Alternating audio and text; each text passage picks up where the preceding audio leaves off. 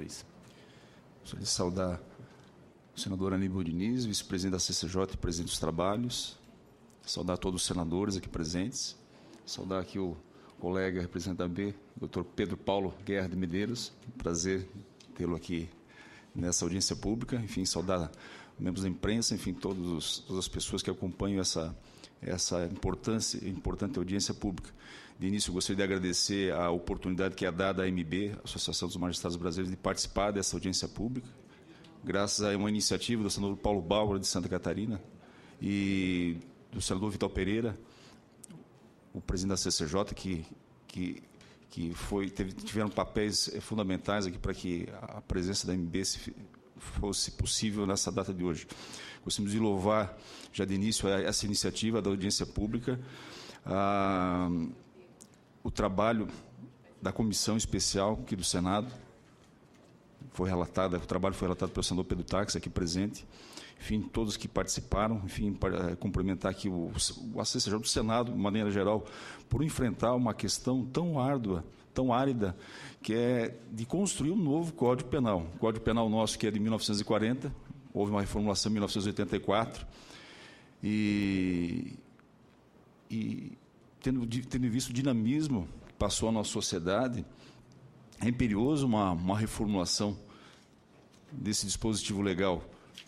E, por tratar da forma que o Estado intervém na liberdade das pessoas, aplicando lá a punição, impondo a prisão, uma série de vedações, ela suscita também uma série de questionamentos, por isso talvez até justificam até as críticas, muitas vezes que eu examinando, que foram até muito ácidas aqui, em relação ao trabalho da comissão, porque ela permeia questões ideológicas, né, permeia uma série de questões, tratar na intervenção do Estado na liberdade das pessoas, dar uma discussão do modo que as pessoas encaram como deveria ser a organização do Estado, como é que ele deveria intervir, suscita questões, enfim, religiosas, enfim, é uma questão muito difícil de lidar, possivelmente muito mais difícil, certamente muito mais difícil que lidar com interesses privados, com o Código de Processo, tratar do Código, do anteprojeto do Código Penal, algo assim, ainda mais a envergadura desse projeto de lei, que ele condensa toda a normatização punitiva brasileira num único só estatuto. Então, já de início, gostaria de louvar todo o esforço que foi feito pela comissão do Senado, seus senadores, a coragem de discutir amplamente todo esse texto, de receber as críticas e, inclusive, de promover uma série de aperfeiçoamentos, acolhendo muito dessas ponderações que foram colocadas. E a AMB, a associação que integra cerca de 15 mil magistrados no Brasil inteiro, ela tem muito interesse em participar, principalmente a partir dessa nova gestão, a qual integro, que iniciou há pouco tempo, presidido pelo João Ricardo, que hoje, infelizmente, não pode estar, que se pretende resgatar esse papel da Associação dos Magistrados Brasileiros, esse papel da magistratura de acompanhar o aprimoramento desses textos legislativos, que ela, no seu dia a dia, como disse o doutor Pedro Paulo, acaba aplicando, são os magistrados que acabam aplicando o Código Penal, aplicando as condenações, as absolvições, as progressões de regime, enfim. Então, há um interesse, né, da magistratura de assumir essa responsabilidade, de contribuir, ela que aplica diariamente o Código Penal, de dizer onde é que ele falha, onde é que ele pode ser aperfeiçoado, onde é que ele pode melhorar. E, com esse objetivo, estamos aqui hoje. A AMB, assim que iniciou essa gestão, já formou uma comissão técnica, pretende trazer uma nota técnica aqui ao Senado, onde vai abordar todos os vários aspectos do projeto, trazer suas contribuições, fazer essa crítica construtiva para aprimorar ainda mais o projeto. E, então, o objetivo hoje aqui é demarcar esse interesse da magistratura e da AMB como um todo, e pontuar algumas percepções aqui de um magistrado que tem uma experiência na área criminal e que convive com vários colegas, tendo em vista o movimento associativo, em relação ao que poderia avançar e o que aflige o dia a dia dos magistrados. Até para passar essa ideia de como é que é a visão dos magistrados a respeito do tema.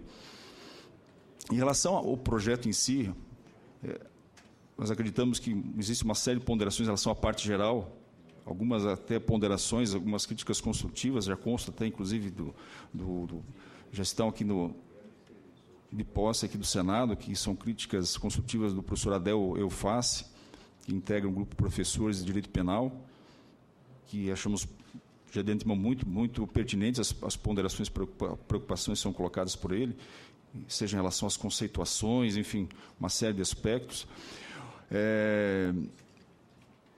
Achamos realmente que nessa comissão pretendemos verificar uma série de questões em relação às penas, por exemplo, preocupa-nos ainda, por exemplo, as penas, por exemplo, do estupro, que é um crime grave, né, serem similares do crime de homicídio, né? O homicídio que é aquele crime que atenta contra o valor maior, bem maior da pessoa, que é a vida, tem um tratamento similar ao do estupro, que também é um crime grave, mas achamos que há necessidade de uma aferição desses pesos na fixação das penas.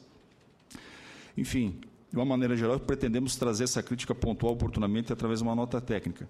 Duas questões que afligem os magistrados, entendemos que precisariam, obviamente, ter um cuidado especial nessa reformulação do Código Penal, são dois tipos de delitos: a lavagem de dinheiro e o tráfico de drogas.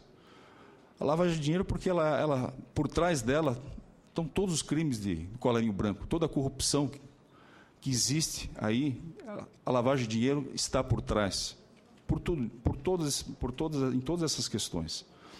Então, entendemos que ela é vital, realmente um esforço muito grande da legislação para coibir esse tipo de crime. Até achamos, inclusive, que a JUF, a Associação dos Juízes Federais, que integra os magistrados que lidam dia a dia com esse tipo de delito, talvez pudesse trazer contribuições muito importantes ao tratamento desse crime.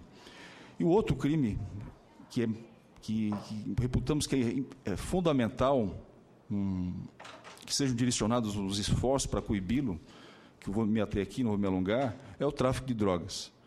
O tráfico de drogas, ele é o verdadeiro flagelo da sociedade brasileira. É o crime que financia o crime organizado. Ele está por trás de quase todos os outros delitos. Tem uma pesquisa aqui de 2012 que, só, por exemplo, os homicídios. O tráfico de drogas, uma pesquisa de 2012, que diz que 56,12% dos homicídios no Brasil tem ligação direta com o tráfico de drogas.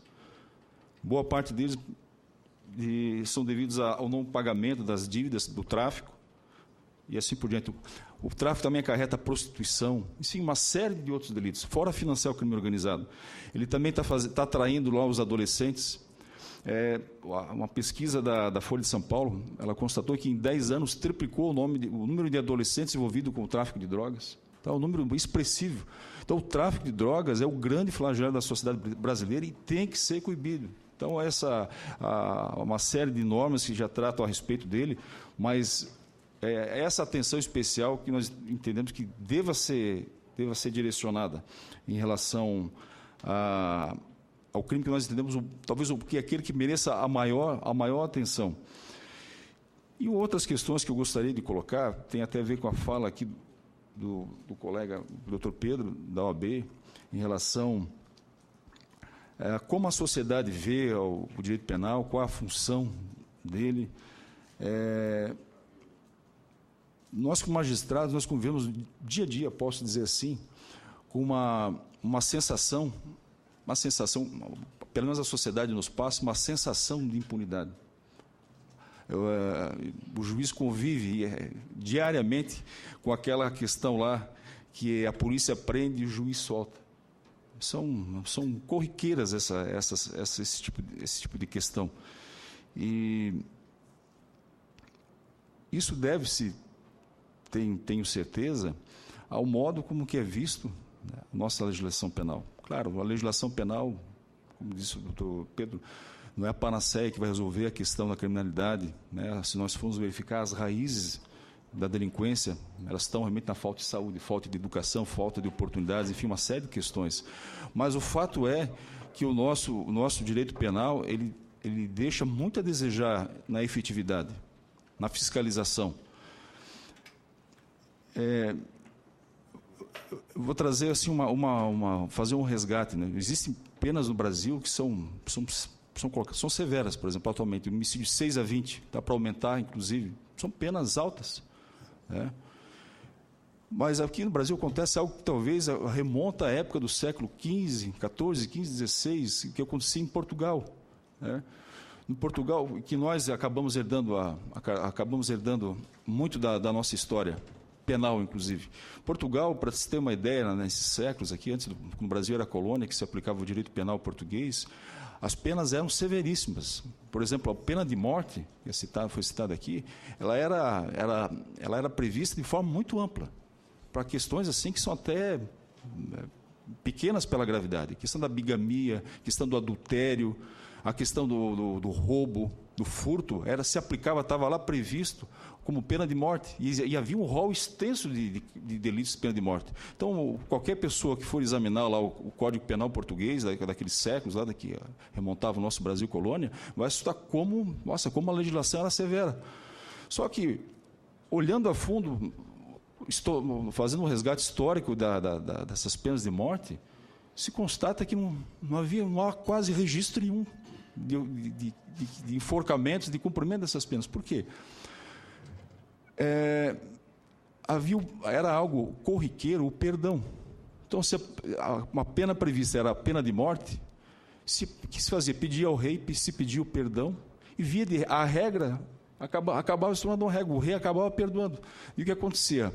Havia, então, a promessa, tentava-se coibir a delinquência com uma promessa de uma pena muito alta, se aplicava, só que, via de regra, o rei acabava perdoando, se passava como um pai, né, compreensivo, um pai misericordioso, justo, que reconhecia, apesar da gravidade do delito, acabava relevando aquela conduta. Então, isso se tornou a regra. Houve até um regimento lá dos perdões que eram concedidos.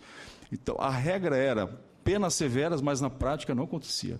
Havia uma falta, uma distância muito grande entre o que dizia a lei e a prática. E nós, eu digo como juízes, nós vemos isso também na prática.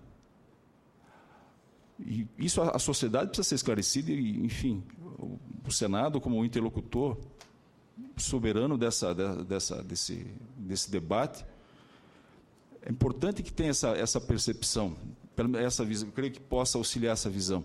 Hoje, um homicídio há 6 anos, a pessoa, o réu primário, tem direito a um sexto, vai ficar 1 ano preso, né, um homicídio. Em regime aberto. O regime aberto é um faz de conta, ele não existe. Se for fazer uma pesquisa no Brasil inteiro, infelizmente... Senhor presidente, só para entender aqui, o doutor Sérgio está dizendo que esse 1 ano é pouco, é muito, 6 anos, pouco, muito, só para eu entender. Desculpe, doutor, interrompê-lo. Pois não, senador Pedro Tax. O que nós entendemos, onde pretendia chegar, é que há uma necessidade a gente espera, inclusive, com o novo código, partindo do código atual, e a gente quer que esse novo código, que se tornar realidade, ele seja efetivo. E entendemos que é fundamental essa efetividade. Então, o que ocorre?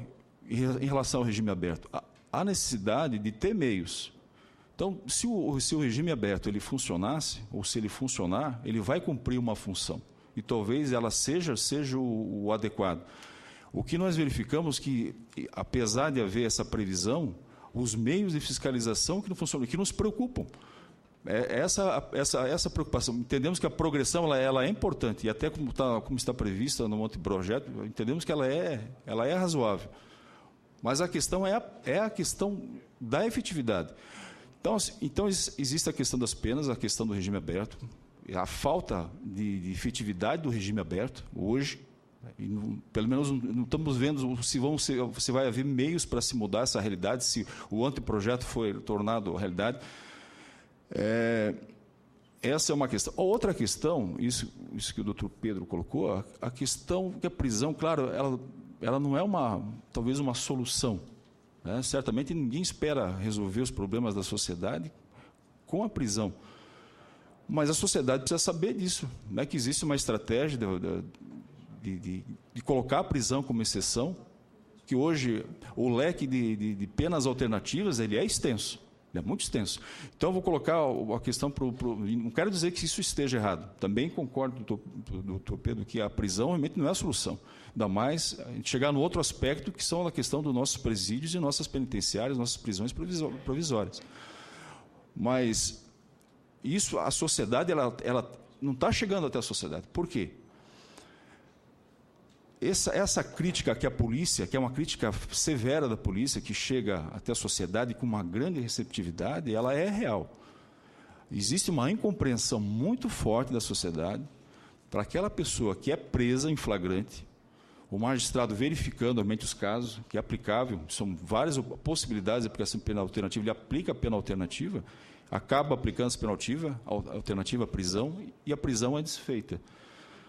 A sociedade não existe uma compreensão da sociedade em relação a essa função da prisão, se é, de fato, o porquê dessa política existir, e se a sociedade não for suficientemente esclarecida, vai continuar havendo um descompasso muito grande entre a política criminal adotada pelo nosso anteprojeto Código Penal e a realidade. É uma preocupação. Isso que o doutor Pedro colocou, que metade da população gostaria que tivesse a pena de morte. Isso é revelador de uma insatisfação. Isso é um termômetro, são vários indicadores que podem ser colocados em relação à insatisfação ao sistema punitivo brasileiro, que temos que verificar. Então, para concluir, doutor. Só para concluir, eu já vou concluir, que nós entendemos que é fundamental essa ampla discussão da sociedade em relação a essa política criminal, das penas alternativas, e chegar até ela, realmente, a necessidade da fiscalização. Enfim, são uma série de questões que até poderia depois me alongar mais ali, que dizem a respeito à necessidade de nós instaurarmos um ciclo virtuoso no Brasil que diz respeito ao sistema penal brasileiro. Mais uma vez, eu agradeço a oportunidade e me coloco à disposição.